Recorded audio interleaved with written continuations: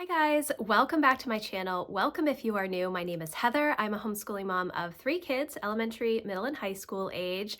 Today I'm going to be starting a series on budgeting. So let's get started. Okay guys, so this is actually a series that I have been asked about several times over the past many months, and I finally am feeling like I can share about my budgeting process. Now, I do have to give a couple of disclaimers. I'm not a financial advisor. All of the information that I'm sharing is from personal experience and what works best for me and my family. So you are obviously going to have to figure out what is going to work best for you, but I do want to just share my experience. Now, I have always loved numbers. I actually was a business major in college. I concentrated in macroeconomics. I love finance. I was an accountant before I became a homeschool mom, stay-at-home mom, and I've always enjoyed numbers. Everybody in my family has enjoyed numbers. My mom is a numbers person. All of my cousins went to college and majored in math. So it seems to run in our family, and it's always been a lot of fun for me to play with numbers. Now, I had been budgeting the same way pretty much since I went to college. All the way back in 1999, I set up an Excel spreadsheet. Obviously, I have adjusted that over the years, but last year, when I was sitting down to think about my goals and working through my prep work in the Power Sheets, I didn't use the Power Sheets last year, but I still use the Power Sheets process to figure out my goals. I realized that I wanted to really hone in on my finances. Now, we did not have a ton of debt. We weren't underwater. It wasn't a case where we were really struggling and I needed to figure out a way to manage our finances better.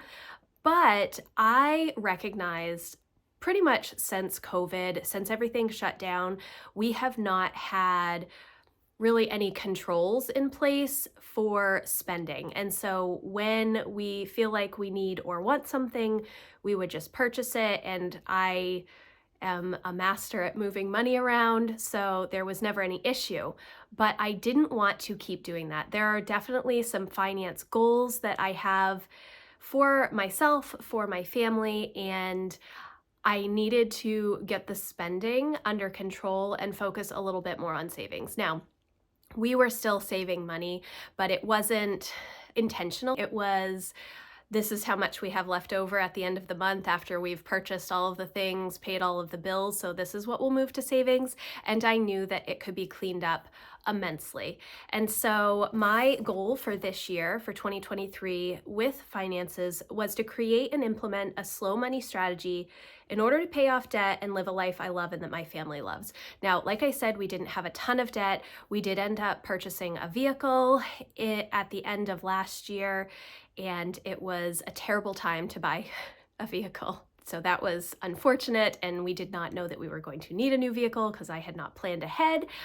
So we had that, and then we also had Emma's braces. She got braces last year, and that, gosh, why are braces so expensive? I have 2 more kids, and I'm honestly frightened to just bring them to the orthodontist. So I knew that I wanted to focus on slow money. My word of the year is slow, and what slow money means is that I am taking a step back and considering my purchases instead of doing it in the moment. You know, when you go to Target and you're walking around and you know that you need a couple of things for your house, but you haven't really planned in advance, you haven't set a budget for what you want to pay for, and you just kind of go in and browse. It's very easy to just grab things and buy them without much thought. And so instead, what I wanted to do is if I saw something out that I was interested in, or if I see something online, I wanted to take a step back and wait and see if I really needed that. It's something that I heard about years and years and years ago that I try to do, that I do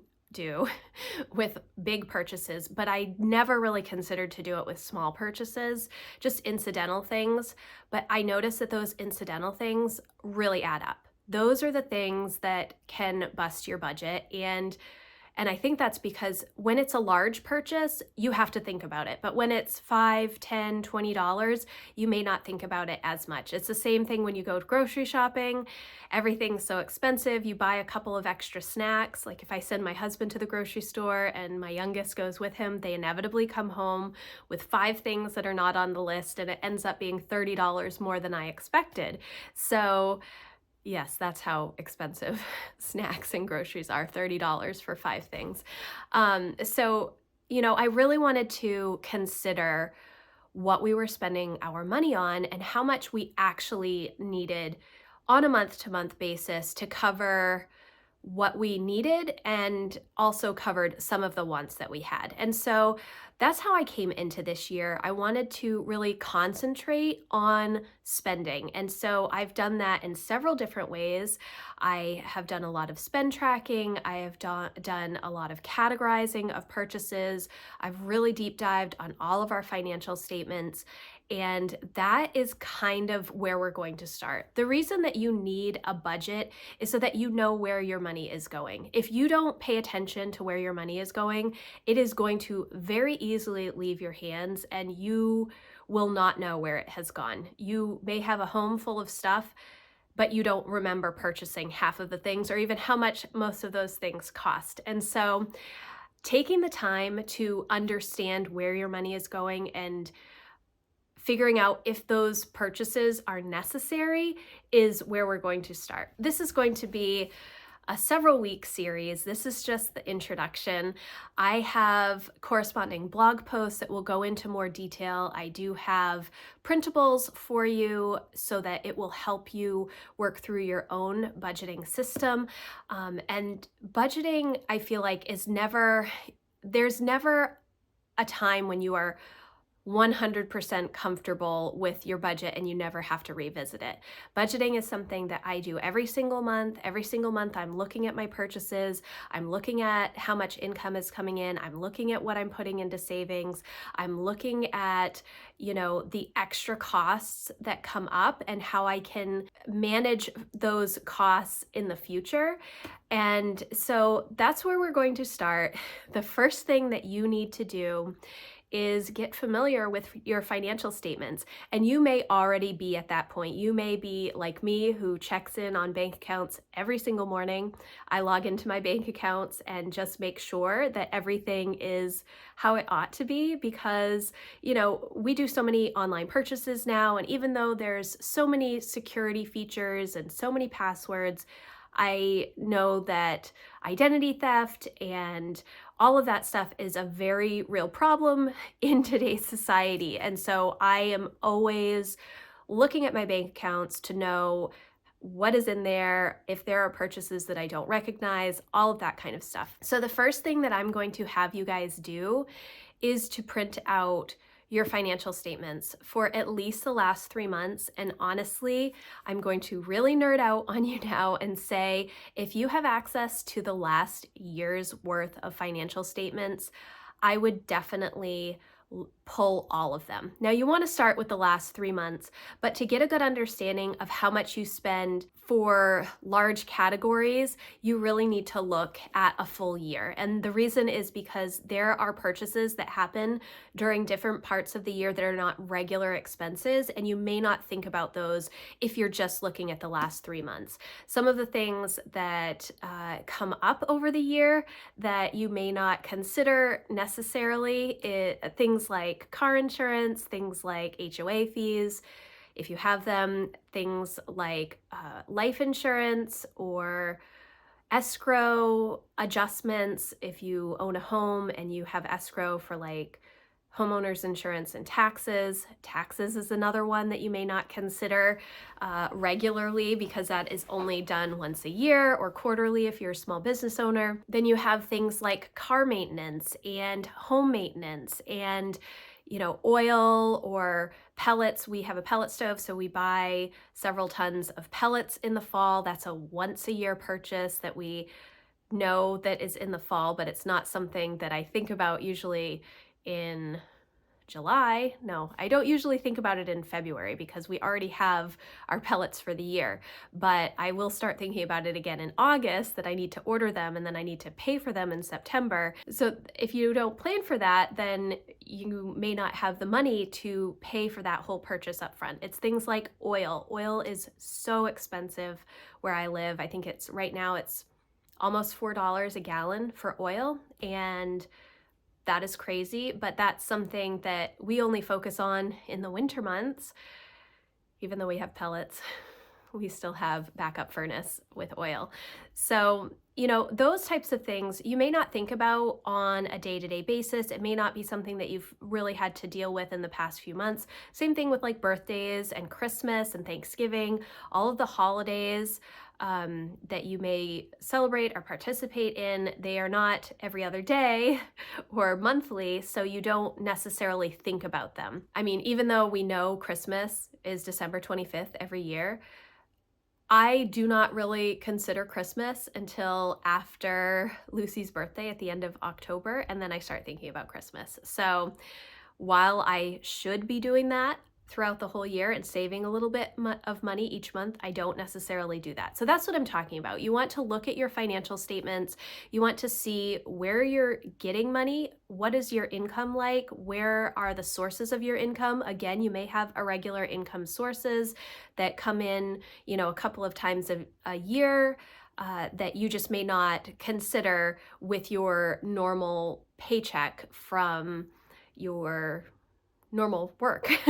So that's kind of where you want to start. Print out your financial statements, all of your financial statements. Make sure that you account for everything.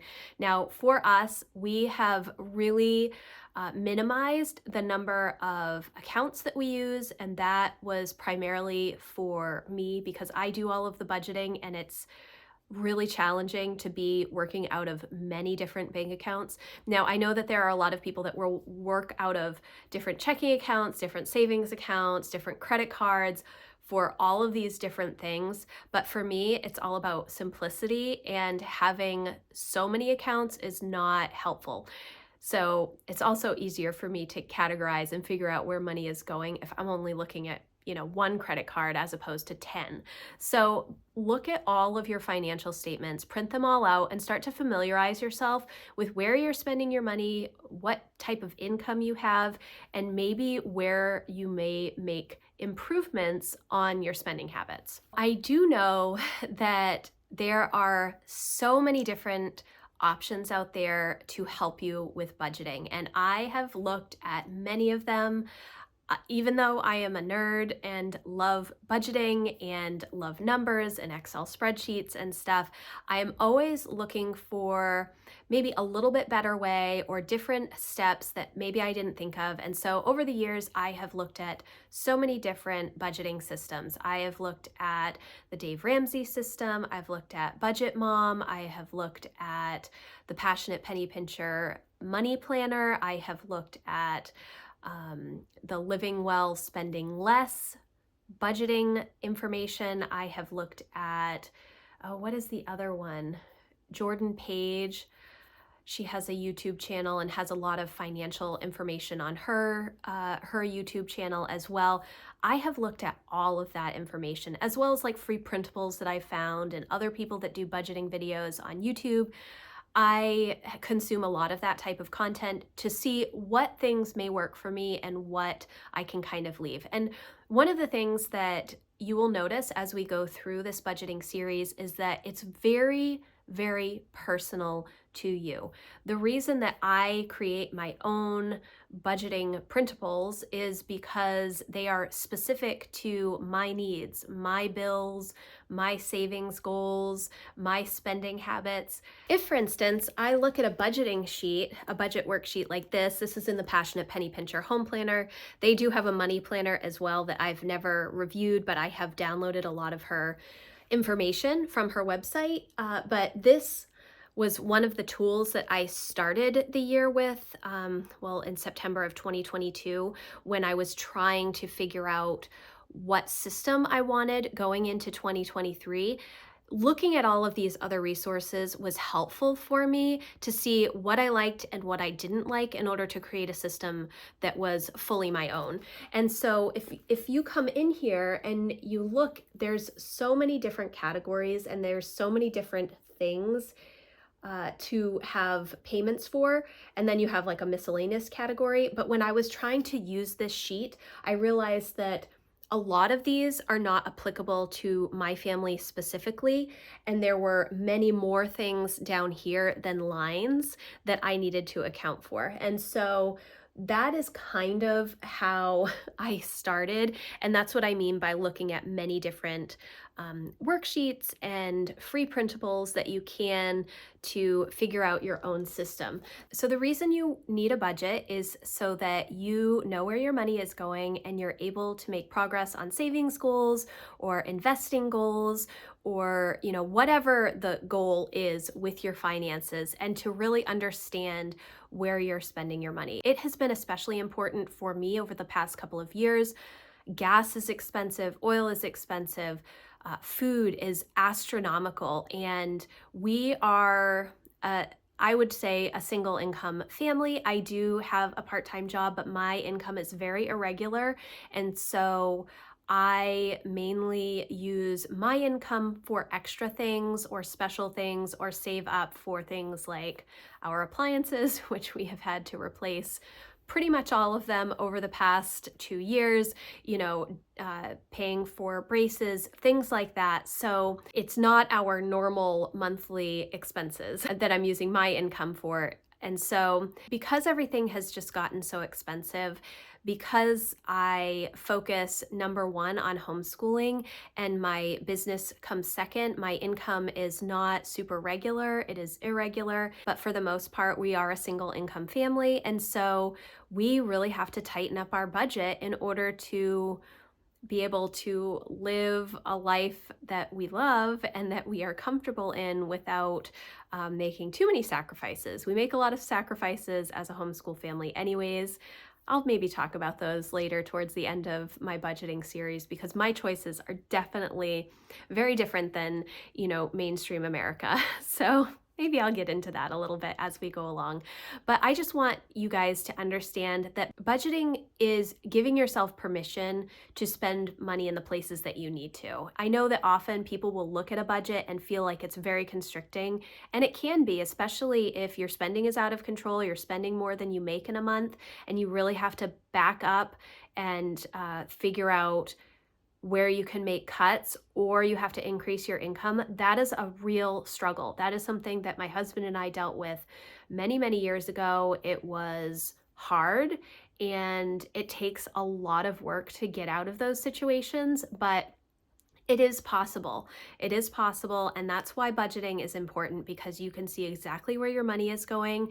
You are making the active decision to spend on specific things, and you can actively choose not to spend money on specific things. You just have to be intentional. I talked a lot about intentional living this past month in my membership community, and this is one of those places where you really have to have active, purposeful decision making within your finances. Otherwise, your money just disappears and you don't know where it goes. So we will continue next week with this budgeting series. I hope that you're excited about it. I really am. Make sure that you print out your financial statements. You are going to need them next week, and just kind of familiarize yourself with where you're spending your money, what kind of income you have coming into your home. If there are things that you notice that maybe you don't need to pay for, but you are, or spending that you are doing that maybe you shouldn't be, or places you might be able to cut back, or places that you may need to spend a little bit more, that is okay. We're going to talk about that next week. I hope that you enjoyed this video. I do have more information in that blog post, which is going to be linked in the description box, and I will have other resources available in the description box, so make sure you check there. If you enjoyed this video, please give it a thumbs up, and I will see you in the next one. Thanks, guys. Bye.